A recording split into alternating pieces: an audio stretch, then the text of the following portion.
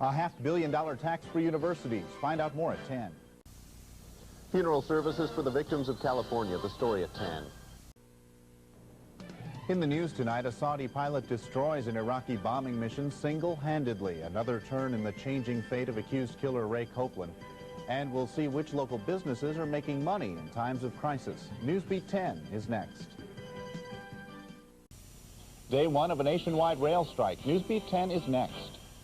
I'm Steve LaRocco. Does Missouri need a new $500 million tax to improve its colleges and universities? Lawmakers talk about the possibilities. The story on the late edition.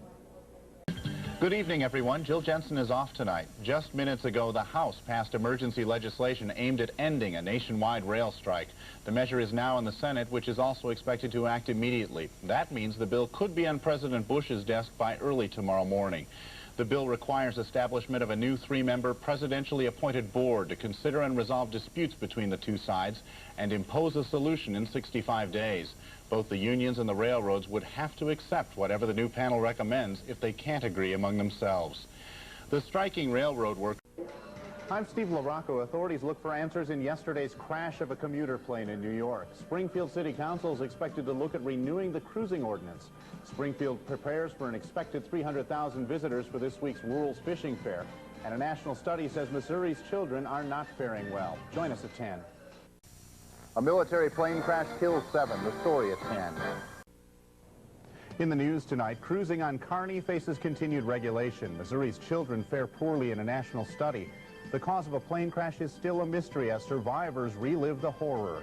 And a minor technicality takes away the jackpot from an Arkansas family. News is next. A look at the rash of violent crime in Springfield. The story at 10.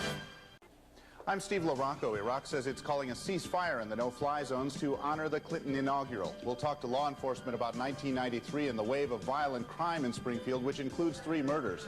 A Tri-Lakes area utility is hoping to round up a few more dollars for charity, and once again, the list of school closings is long. Those stories and more at 10.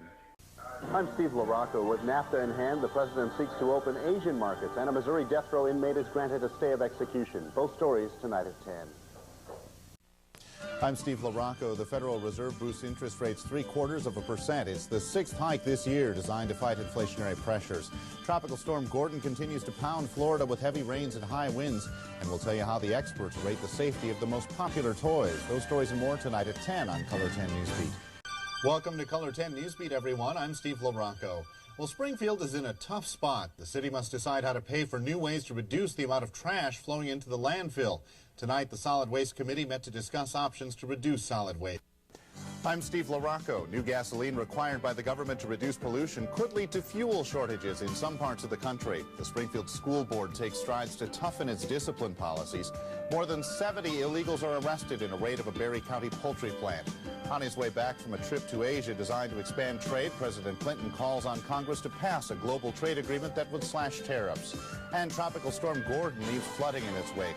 Those stories and much more tonight at 10 at Color 10 Newsbeat. Fuel shortages of the 70s may return. We'll tell you why at 10. Breaking down gender barriers on top of the class at 10. Raising the dome to better weather forecasting. The story tonight at 10. The House passes a ban on assault weapons. More at 10. I'm Steve LaRocco. 3 more are captured and 4 are still on the loose. The latest on the Chicago boys gang facing drugs and weapons charges in Springfield tonight at 6. Reaction to the State of the Union address tonight at 10. Reaction to the West Bank massacre after Olympic coverage. LA's former police chief in the Rodney King trial. More at 10.